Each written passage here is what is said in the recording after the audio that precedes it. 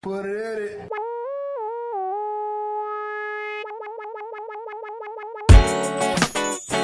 Yeah, holy cow, how are you? Welcome to another episode of The People's Mic. I am Jimmy Peoples, and I am here with the man, the myth, the legend, the legend, Mr. Brian Inc. Hello, everyone. Sir? Looking spiffy in Thank you. New York chic. I try to go for it. I find it. I go in between New York chic and Ellen. What kind that's where I jump. Ellen work. I get. I have a lot of you could be like, lesbians. if Ellen was a supervillain, you could be her sidekick. That's the legend part of me. That's the legend. That's good. What kind of tie is that? What's that called? It's a wool tie. Just a wool tie? I've been getting into wool ties. This is, my sister's girlfriend bought me this. She and I have very similar style, and I like a wool tie. Your sister's? My sister's girlfriend. Girlfriend, she right. bought me this wonderful wool tie. So now I've got a couple. That's adorable. That's adorable. It takes a certain amount of style. You see what I got. I got a black shirt, jeans, that's it. But you want to know what it is? You're very physically fit, so you can get away with anything. I really have to. It's like when you have a not great piece of art, you got to put a really nice frame on it. It's one of those I'll things. take that. Yeah. And we have one audience member, Mr. Andrew Kim. How are you? Good. Just eating nuts. Yeah. Cool. Eat your nuts. Have a good time. I would love if the entire podcast was about the nuts that he was eating. We were just talking about the nuts. We just did the entire time deep nut conversation.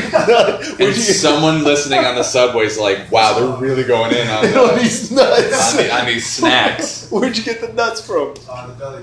And don't tempt me, because I will. I'll talk about. Have you been a nut man your whole life? I mean, I like that none of us have made the ball nut joke yet. But have you been a nut man for a I'm while? not obsessed with them, but I do like nuts a lot. That's your go-to snack. Just generic peanuts. Yeah. Peanuts, whatever. Like, You I don't really like cashews though. I like peanuts. I love cashews. I don't like cashews either. I think it's too much work. Really? Yeah. Cashews? What am I thinking of? What's the one you got to open? Pistachios. It's too much work. Yeah, but then they got the new green bag where they open the seeds for you, and it's just the nuts. Does someone do it, or is it? Yeah, somebody does it. They have little baby hands in Philippines, I guess. I don't fucking know, but it's. I would love if someone created a pecan. Wait, what nut is it? Pistachio machine. I'm sure there is. There definitely is. That just opens them up. There's a nut machine, so it's got to be. In some rural town in Ohio that everyone was a pistachio opener. The machines came in. And that's not a job for Americans. Americans don't crack nuts. That's still today. One of the funniest jokes I've heard all year was Chappelle on SNL right after Trump won the election. Yeah, and he goes, they were like, well, what about the immigrants? And he goes, come on, man, you act like Americans want to pick their own strawberries. That's the funniest. It was good. Tell me, let's do the. I'm a pretzel man. Sorry. Pretzel? Are you a pretzel? I'm a pretzel man. We can do that. Pretzels. I get the big tub. It's something my dad always did, and I just always have images of my dad and I watch football on Sunday, and just the big tub of pretzels, the big pretzels. No, we do the regular ones. So the old fashioned. What is it called? Yeah. So, like knots. Yeah, knots. I guess I'm German. I should know. Yeah. Pretzels are German. Pretzels are very German. Wow. And that's it. That's the only takeaway from Germany. Just pretzels. I'm cashews and nachos. Well, nachos is a whole other thing. We're talking snacks. Nachos is a snack. I like turkey sandwiches. It just evolves. It doesn't fall into the group. Pretzels and nachos are about the same. They're both. That's it. I would love if that's your snack. It's just nachos. What? Never mind. Tell me what's your origin story? How'd you get in the comic? Well, I was bit by a radioactive spider. That would be dope. And I'd love if there's just a really shitty open mic spider. Just collects bad jokes. And then this guy just gets powers, and he's just observant about things that people kind of don't care about. You know what I mean? What's the deal? Yeah. He has no other powers except for just like confrontation. That's fucking awesome. We should write that. That's I'm from Rochester, New York. I'm an upstater. Upstate. And I was always a big comedy fan, and I got talked out of it by like kind of shitty kids at my school who like it was like I really wanted to do it. And then I got talked out of it by them. They're like, "You're not funny," and many audiences have agreed. No, but then when I went to college, I had an opportunity to do it, and so it was one of those things that I was like, "Oh, I want to do that now." And then did it. Had a director who told me I should go to New York for acting and for stand up. I did New York Film Academy when I first came here. Nice. And done a little theater, but really focused on stand-up, and I've been doing that ever since. What club did you start at? First clubs. Well, the first club I started at in Rochester was this place called the Comedy Club, and there was no comedy Just scene. the Comedy It was Club. called the Comedy Club. It was just terrible. called the Comedy Club, and What are we going to call this place? I don't know. yeah, it was. That and the amount of comedy that came out of that place at the time was just as creative. But that was before they had. I don't remember the ownership. Probably and it was. I would just my dad, the pretzel man. My dad would drive an hour and a half to pick me up at college. Drive an hour and a half back to Rochester for me to do 5 Every day? terrible minutes, like once a week. I was about to say you got a real dad. That's once every 2 you know weeks. they made those. And actually, I say 5. I bet we had like, Father. Yeah, I know. I bet we had like 10 minutes. My father. My papa. My papa. Yeah, and so, but it was So like he's supportive. He was very supportive, and it was just like all these divorced guys in the room who would like. I was young. They would be like, "Get off the stage, people! I want to talk about my bitch wife." Like it was just, it could not have been more. But then when I came here, it was like New York and Broadway and those ones. And then I was lucky enough to get into like clubs like Caroline's and stuff like that. So that's been fun. How long have you been doing comedy here? 7 years and change. 7 years. Yeah. That's dope. What And where are you from again? I was interested to do this because you and I we do shows together, but I don't think I know you as well as I'd like I'm to. originally from the Bronx, and I left home when I was 13. I got an academic scholarship to go to high school in Pennsylvania, and then I got a track scholarship to go to Temple University. What did you compete in track wise? 200 and 400. Okay. Yeah, I was a sprinter. Very nice. Even though, hi sir, and then did a bunch of other stuff like I wrestled and football. All right. But my football team was like state champions all up until my senior year. Yeah. Then like everybody graduated, and then we were a losing team. And then when I left, they were state champions. What it sounds like is you were the problem. I was the problem. I like that you entered that. Like I don't know what happened. But I was in charge. I'm pretty sure We didn't do it. I don't know what the factor was. fastest kid in the country, couldn't catch a lick. Oh, That was the problem. do you have a team? Would you have a pro team? Probably Giants. Giants. Yeah, Okay. definitely Giants. Are you boycotting? I'm a win-lose fan, so I Okay. bought my black shirt. So, Okay. But Yeah, I'm a Bills fan, so Yeah. I've been boycotting for years. Yeah. But that's a terrible joke. No, it's interesting to see what's going on with it. Yeah. I think it's good to see see players. I mean, this maybe isn't the way you wanted to no, do it. direct the Do show. it. Absolutely. The players kneeling, stand up for I mean that's the wrong word, but kneeling for what's right. I'm a big fan of it. And then you see Pence saying that he left because of Pence left. Something happened today or this weekend. With current events time. one of the current event we straight into it. See the segue? You missed it. We had a great pistachio Yeah, thing going for a while. We almost had. We were talking about. We nuts. really opened up. Oh my gosh. Okay. We have a drum behind us. Shit. What is the name of Ditka? Is it Ditka? It's a coach, right? Yes, but different Cowboys coach. I know what you're talking about. Was that? I think the current Cowboys coach has come out. Who would have thought a Texan being, not very understanding of racial issues. But yeah, I think he's come out and said, I don't want my players. I don't want to speak incorrectly, but I think he is more on that side. I'm sure if someone could Google that. I think it's the owner. Yeah, can you go? They're like black people haven't been oppressed in 100 years. So what's the problem? Yeah, it was the owner that said it. Was that the owner? Yeah, he said something. He started supporting, and then after he switched back and said, "No, I'm like, just kidding." Yeah, and Trump was retweeting. He's like, "Yeah, I'm happy that he agreed with what I'm saying." Fucking guy. Hey. Yeah, go ahead. Okay. What's bothering you about this country right now? Oh. What do you wake up and say, oh, it's pissing you off? I mean, there's a lot. There's ones I've been trying to narrow it down to. I recently decided. I mean, yesterday, I'm arguing people about Columbus Day, and I always and I love when I start, and I do this on stage too when I start approaching a topic. I love when people look at me and they have an assumption of the answer I'm going to have. Like, you know what I mean? They see me, they're like, well, which way is he going to go with this? I'm like, Columbus was a great guy. I'm very and a lot of cities are doing Indigenous Peoples Day. Like, it seemed like a no-brainer to go that direction. Yeah.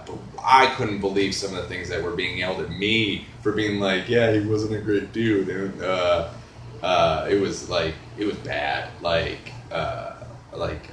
forget what it was. It was like one was like you African lover. It was such a negative hatred behind it. So, but that comes up all the time whenever you. Well, and also that's the other thing. It's like we're not even talking about Africa. What are you talking about? You lunatic! I've never. Yeah, you African lover. Well, it originated from if you don't like what we do in this country, leave the country. And I said I think every Native American's like you first. Like that's and then he was Native Americans came from Asia and originally we're all from Africa and this and that. And the one guy's like I'm not African, and then it went insane. So will indigenous eventually become Native American People's Day? I think what they wanted to do, why they're calling it Indigenous Peoples Day, is because Columbus himself never landed in our country of America, but landed obviously in. So I think what they want to do is include some of the Caribbean islands, the Latin America nations as well, and South African nations that were a part of the original people. And so that.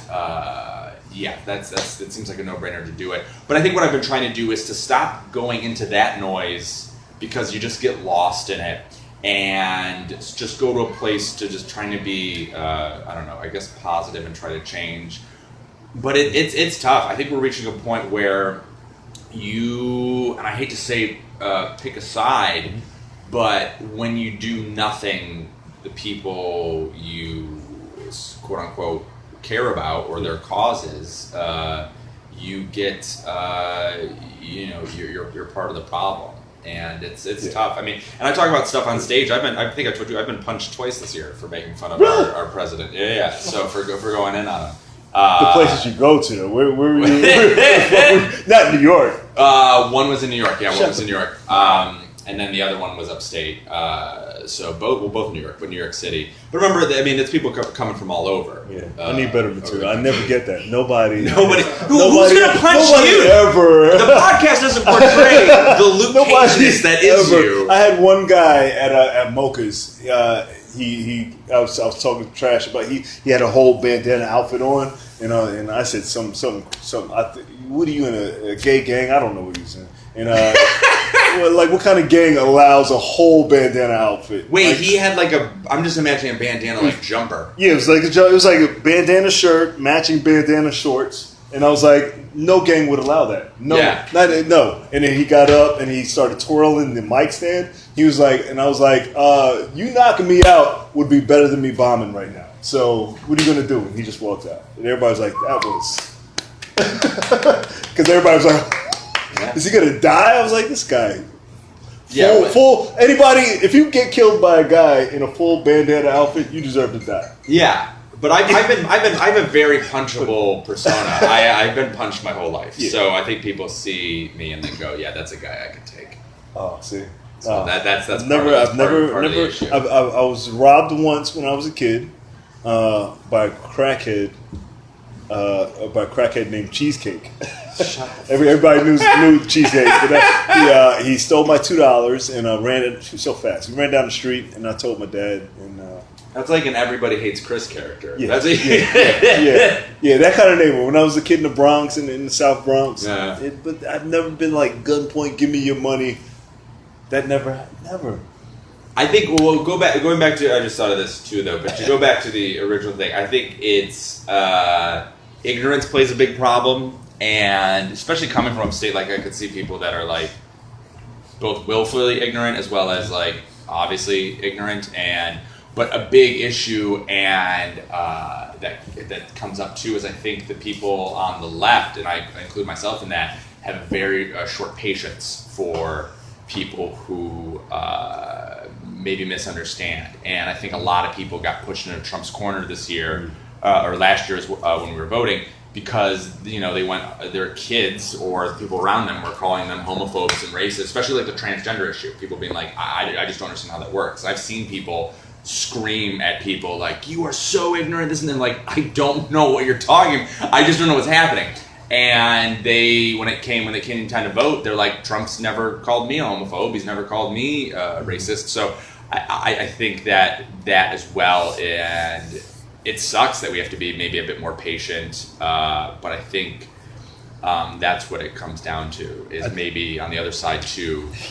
He's so good at doing just enough to, like, he gets on our nerves, but he doesn't cross the line. Like it's like, oh, what the hell is he doing? But we can't get rid of him, like he's like your junkie brother. Yeah.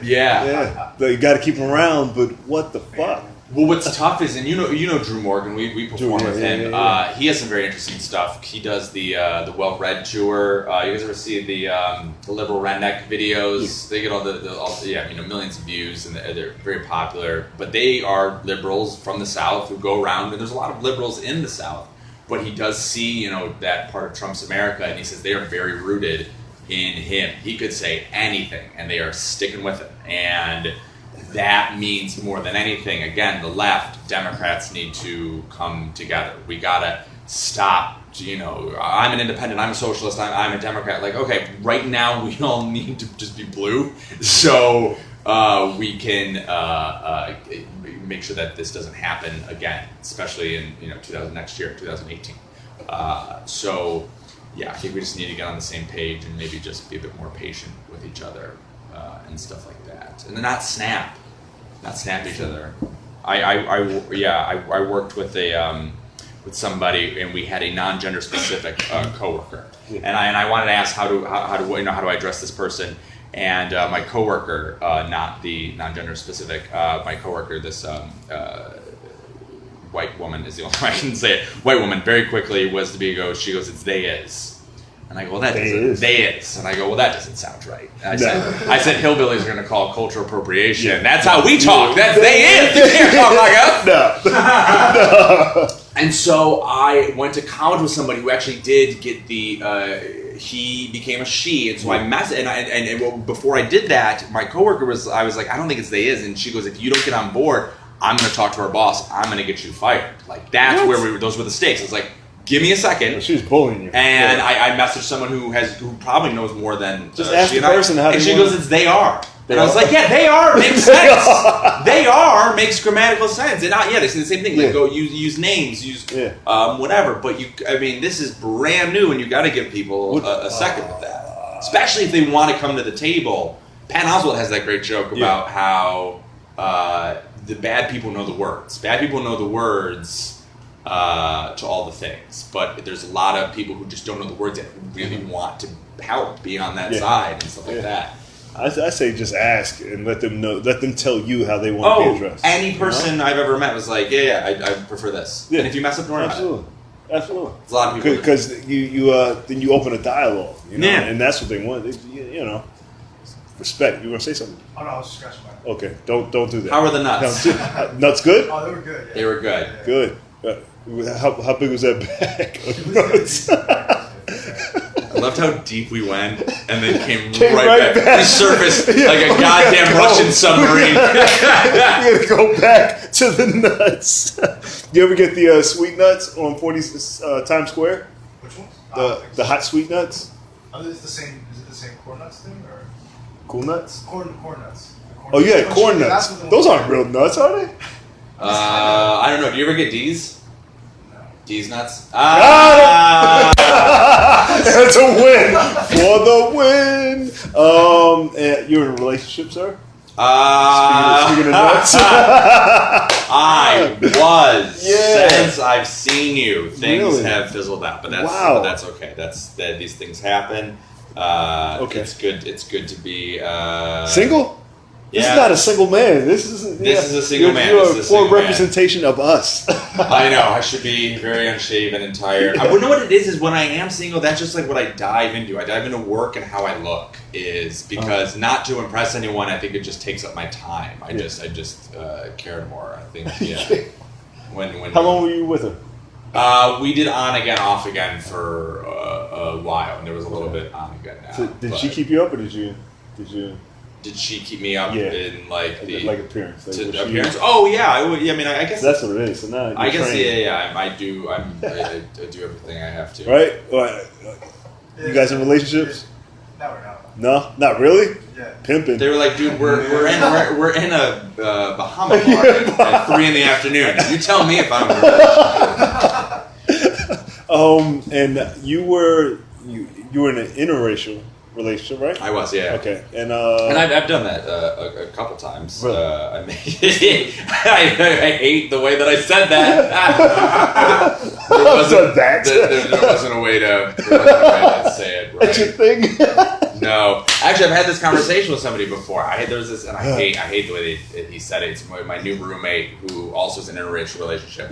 And he said to me, he goes, "You date black girls, right?" And I was like, "I do not like the way you said that." I was like, the ED at the end of it changes everything. Yes, I have dated people outside of my race, but date that one thing that changes everything, man. That goes from an open-minded to a real creep. Like, no, like someone, you know what I mean? Like if someone's like, "I've dated," it is what it is. You like black women. Yeah. Well, no, I like all women, and just recently, and yeah, she's like, "Why am I walking in now?" I like all women.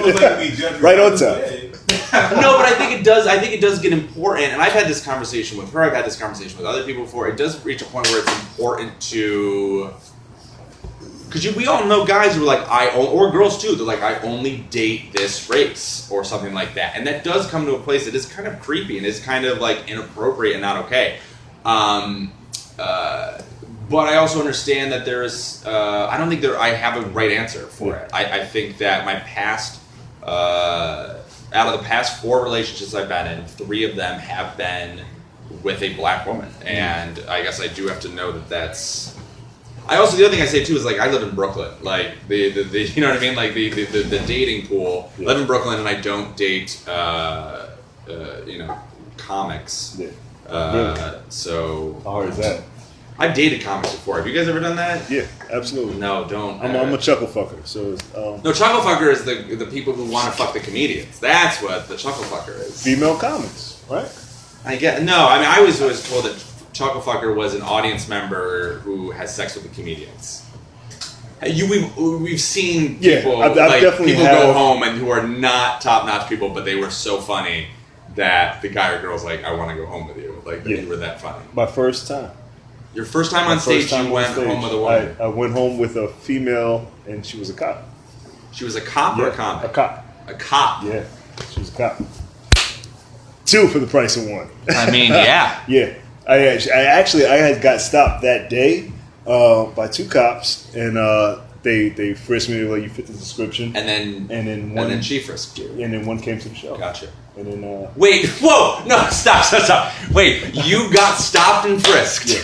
And then they came to the show? Yeah, one of them came to the show. She came to the show, sat in the front row, and then she because she stopped me and was like, what are you doing? It's like, yeah, I'm just sitting here getting ready for the show. She's like, oh, I might come. Because it's Philly. Everybody knows what the Laugh House is. All right. I was like, yeah, I got to do something with the Laugh House. And she was like, oh, I might come. And then she actually came. And then... Was there any tension of like, hey, you kind of... Oh, I was pissed. I was doing my whole set. But then I didn't know it was because they were, and I was young. I was.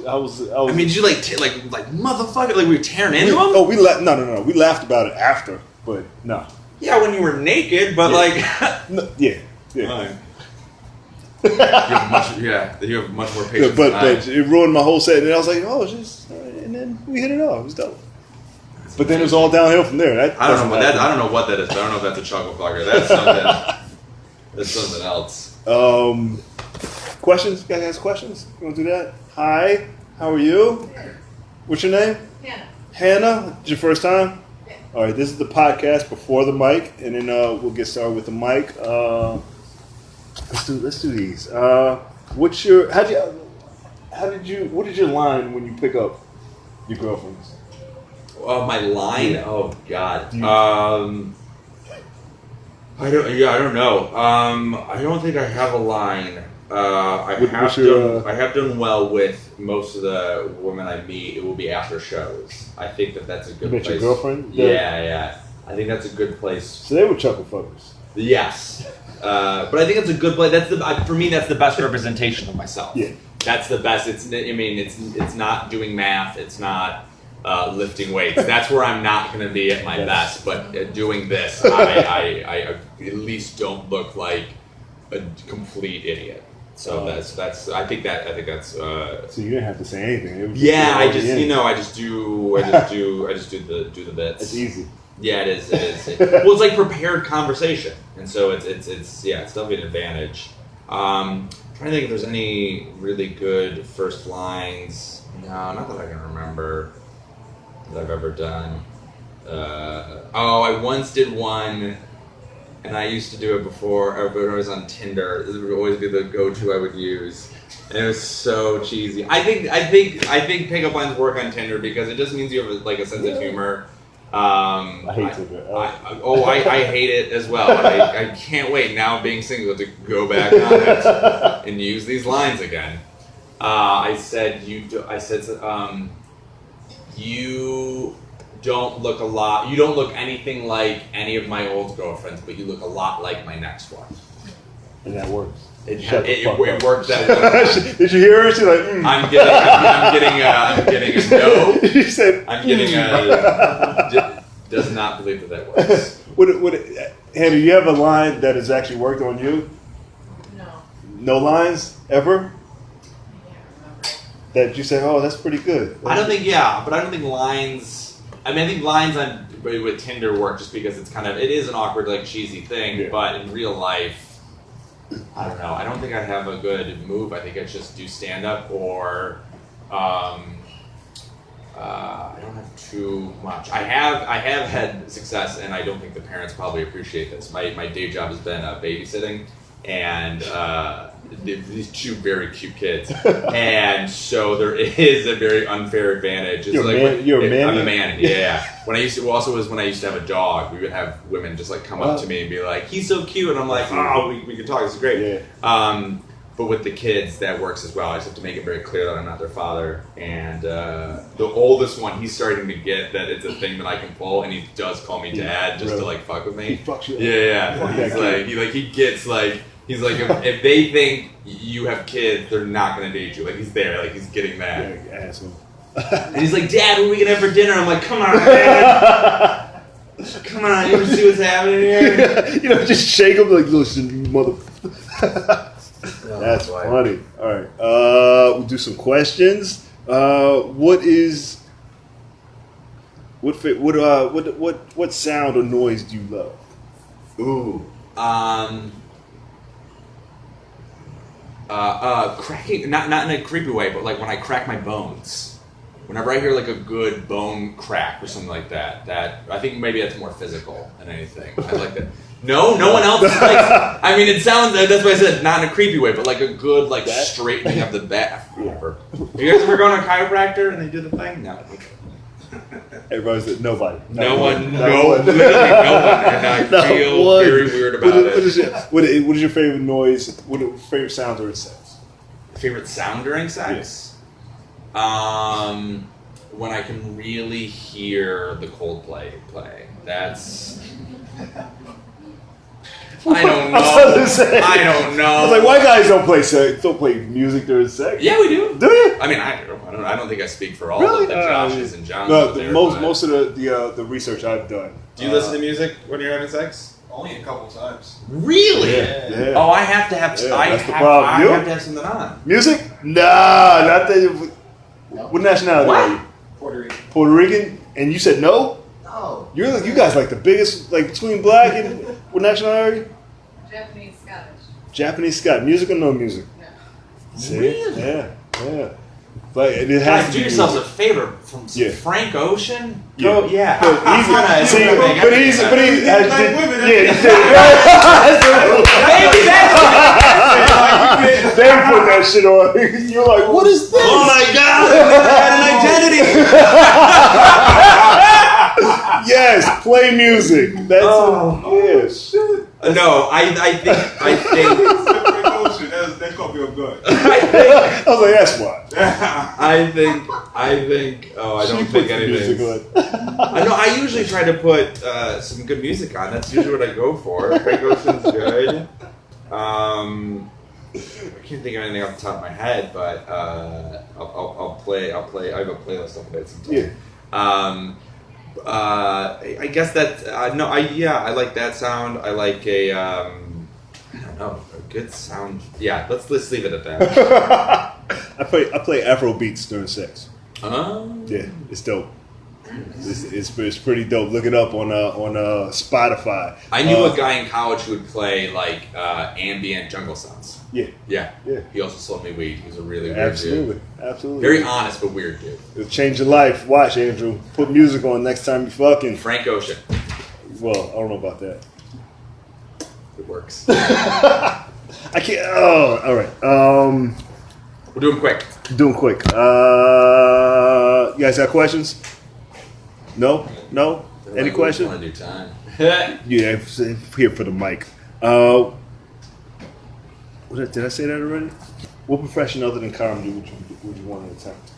I was going to college to be a teacher, which my parents are teachers. That's a profession I really respect and admire. I think is very important.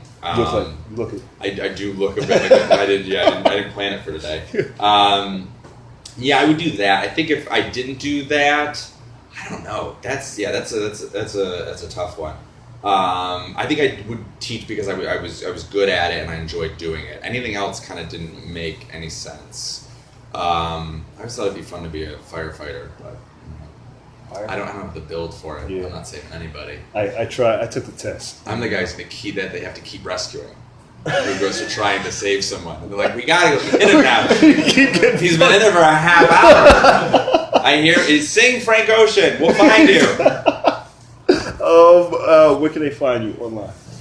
Online, you can find me on Instagram. I've been enjoying. I'm actually just started since the breakup. I've been talking with. You guys familiar with Thirst Trap? Thank you. That's an app? It's a person. It's a woman or guy who takes very provocative photos to get likes and stuff like that. It's called Thirst shit. Trap.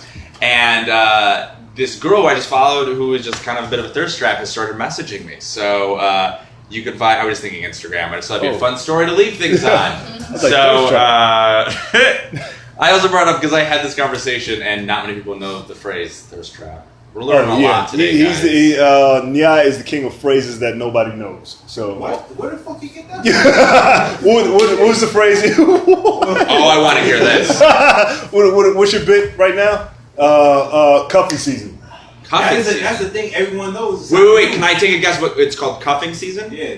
All right, I want to hear this phrase, and I'm going to try to guess what it means. Cuffing season is when you Wear shirts with a cuff. God. What? Of course. Everybody. Wait, does anybody else have a cuff? No, I know. But because you've heard the badge. I've been using it since like 6th grade. Yeah, same. Yeah. Cuffing season. Yeah, it's a season in which when it starts getting colder, you find yourself in a nice lady or so like that. And then Being y'all have cuffed means in a relationship. Yeah. You're cuffed. But the season's important though. Or you hook up with a police officer Yeah. who stopped and frisked you earlier. And that's that every day. Every day is cuffing season. Oh, we brought it. How are those nuts? Nuts good? Nuts good. I'm Brian Ank on all medias. You got everything? ENCK. I'm such a yeah. fan of that. Yeah. Everybody who has their whole name, I'm like, that's dope. And then my website went down yesterday. Did it? It was a bad day yesterday. Website is Brian Ank also. That's, if you guys are comics, I recommend that as well. Also, because it's just easy for people to find your stuff. Damn right. And there again, you guys got websites? Yeah. Cuffingseason.com. Cuffing season. You better lock that down. You on Pinterest? I'm not on Pinterest. You on Pinterest? But pushing- I like a lot of the work that they do. I do. Wonderful. I love Pinterest. Are you on Pinterest, No. Hannah? Yeah. No, yeah? Yeah. Yeah, you liar. All right. I mean, how else am I supposed to know what to do with my home? Exactly. I love Pinterest. And that's how you get followed. They're like, oh, it's for old white women. It's like, no. Old white women love my stand-up. They love to follow me on Pinterest, too. Well, thank you. Hey, this was awesome, man. Thank you. I appreciate it.